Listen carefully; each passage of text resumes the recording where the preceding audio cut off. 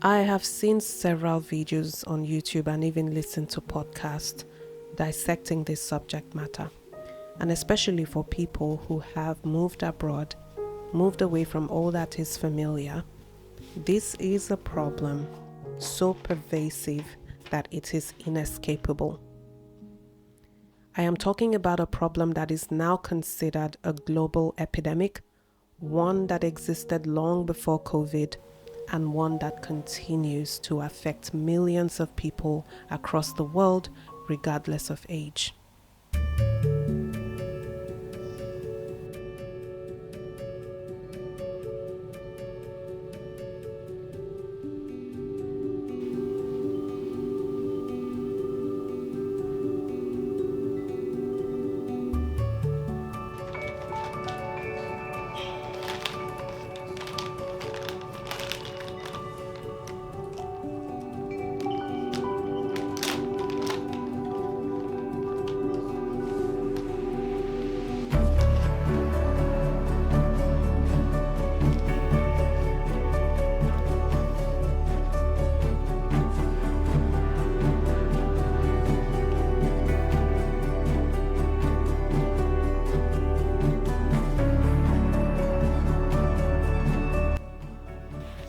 Let's talk about loneliness. And what better time to talk about loneliness than now? I am actually on annual leave for a few days, and I am going to be spending most of my days by myself because obviously the kids are in school. And for this annual leave, I didn't plan on going anywhere because I just want to relax at home. Now I know that I'm going to have to catch up on some chores, but that is completely fine. It's going to be at a very relaxed pace. So let's talk about loneliness. Beyond the many definitions of loneliness, depending on the source you're looking at, I think there's a few things we can all agree on. There are many layers to loneliness, and people would feel loneliness to varying degrees. Another thing that I feel we can all agree on, regardless of the context around which a person feels lonely, is that loneliness is an emotional response. In that regard, it's not so much to do with the physical situation or the context surrounding why a person feels lonely, but it is more about how they respond to that situation. I am not an expert on this subject matter. I am only talking from my observations and a little bit from my professional experience. I want to talk about 3 aspects of loneliness that I have seen a lot, especially among people like me who have moved abroad, away from everything that is familiar, away from family and friends, away from rituals and traditions that have given them a sense of identity over many years. When they talk about loneliness, it is usually in the context of these 3 elements I am going to mention.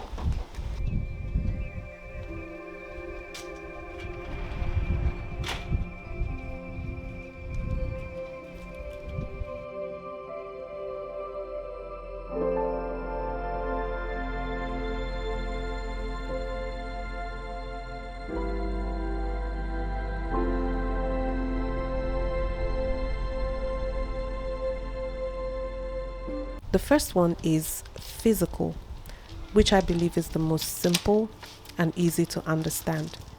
Physical loneliness for some people is a direct result of being alone, physically alone. And then we move on to cultural loneliness, missing rituals, routines, traditions that you've always had, but which for some reason you're not able to access anymore or you don't have proximity to. There are several reasons why people might be separated from their culture. And then, of course, there's the social aspect of loneliness. And I think the social aspect is somewhat tied to the physical aspect as well. This has to do with feeling disconnected in a social sense, not being able to make friends, and of course not having those family connections.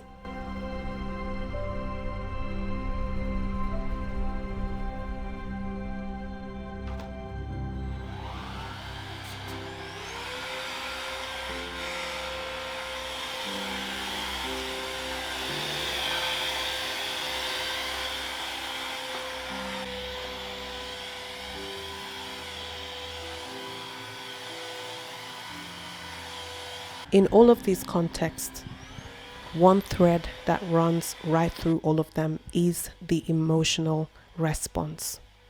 The emotional response to being physically alone, the emotional response to being separated from your culture, the emotional response of social disconnection.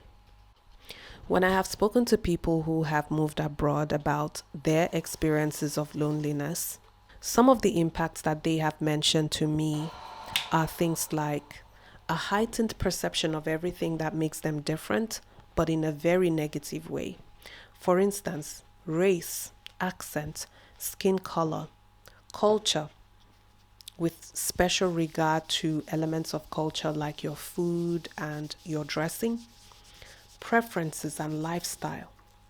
The lifestyle from back home might be completely different to the lifestyle in your host country, and that can be confronting on a daily basis. Imagine that you've come from a culture where it is socially conservative into a socially liberal culture, and you begin to feel pressured to be a certain way just to fit in. It can cause feelings of distress. And when we feel distressed, we tend to dissociate. And dissociating for some people is a precursor to loneliness. Another impact would be identity crisis. Questioning who you are because you feel overwhelmed by all the new experiences you're learning. They feel pressured to fit in, and they inadvertently begin to withdraw because it's too much.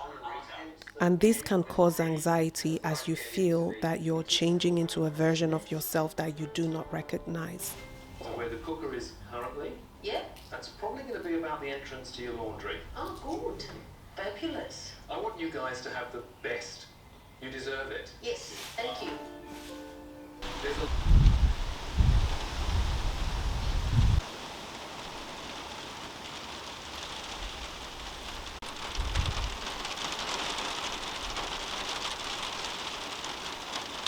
Of course, you can't talk about the impacts of loneliness without mentioning mental health. And this is especially sad because some people are coming from places where being open about your mental health challenges is not encouraged. And in a place where they are physically alone, do not have access to family and friends and all the other social structures that might help them to cope better, mental health challenges can be quite overwhelming to deal with. This can very easily snowball into other issues. For instance, addiction, whether it is addiction to drugs and alcohol or things like gambling or gaming, other risk-taking behaviors, suicidality, and in some cases, mental illness. For some children, parents might begin to notice behavioral issues at school and even at home.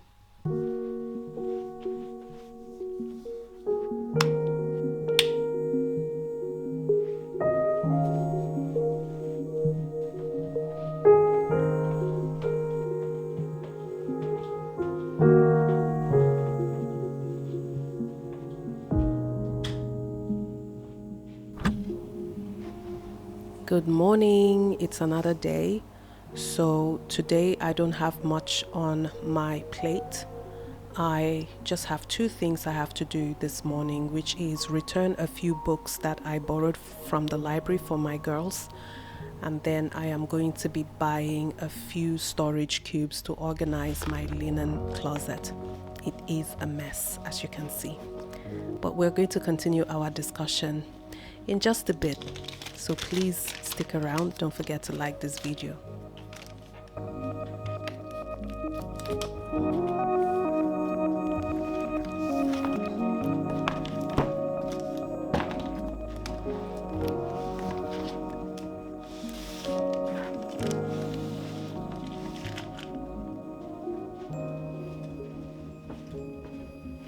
living abroad can be so fulfilling and rewarding. The exposure can be something that truly changes your life for the better. But at the same time, exposure to a different way of life can be challenging and confronting. If we all agree that the physical, cultural, and social aspects of aloneness are not necessarily what makes us lonely, or they are not necessarily the cause of our loneliness. Rather, it is the emotional response to being alone that indicates whether we feel lonely or not. If we agree on that, then maybe it's time to discuss how to combat those feelings of loneliness.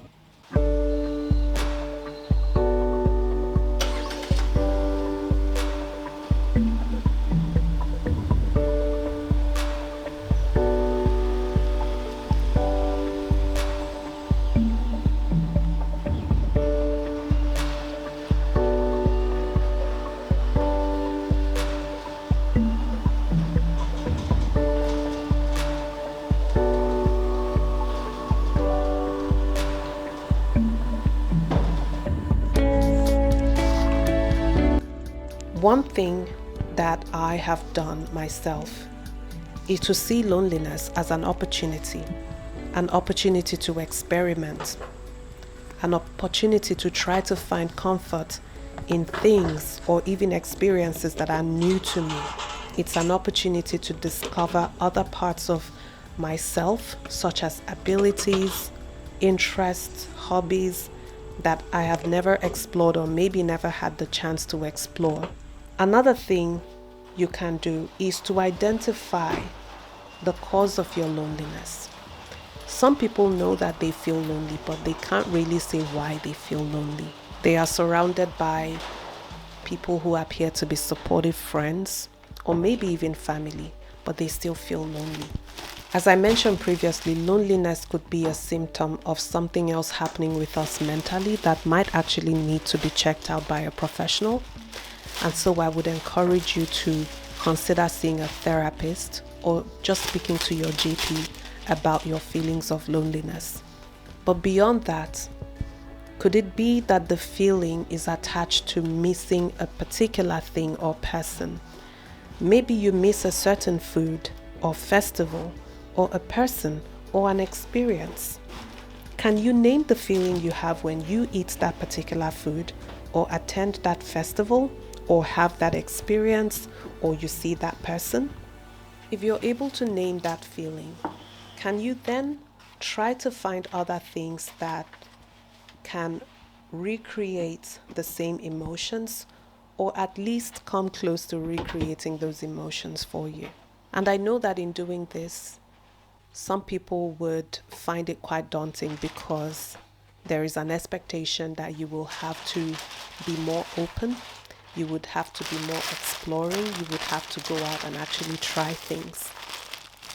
Take it one step at a time. Maybe one new experience every week or every month or maybe every couple of months. One baby step at a time.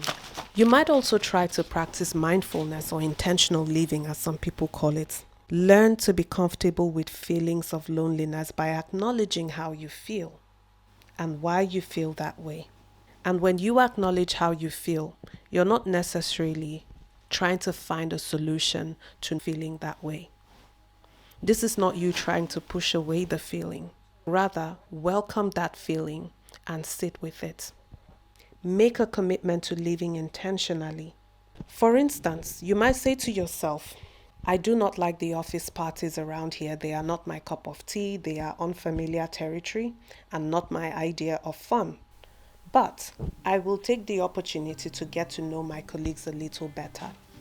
That way, you are rewriting the agenda around which you engage in things that may not necessarily be fun to you. Or you could say, I would much rather prefer to eat eba or eat jollof rice. Oh, how I miss eating authentic party smoky jollof rice. But you know what? I am going to keep an open mind and I will try the Chinese hot pot. I know that I may not like it. There's a chance that I may absolutely hate it. but I will be proud of myself that I tried something different. Of course, connecting with family and friends is important. That's why we're talking about loneliness, right? And thankfully, we live in a day and age that makes it really easy with all the technology at our disposal. But you also might want to practice some mindfulness when you connect with family and friends from back home. It's about quality, not quantity. Sometimes even calls to our loved ones back home, as much as we miss them, can actually distress us. This might be the time for you to be paying closer attention to the things you talk about with your family. Have a structure around it such that you're not spending all the time that you're speaking to your family and friends over the phone, addressing problems and concerns. The very last thing I'm going to talk about is spirituality. Some people find peace in expressing their spirituality, and there's so many different ways to do this. Some people would pray, some meditate. Some other people, expressing their spirituality means going out and actually engaging with people, helping people, volunteering their time or volunteering their experience to help vulnerable people. Whatever it is, be intentional about taking up this opportunity. And hopefully, these tips help you. I hope the feelings of loneliness go away soon. I hope you begin to find joy and fulfillment in your new life, in your new country. And I hope to see you again in my next video. Don't forget to like this one before you go. Bye-bye.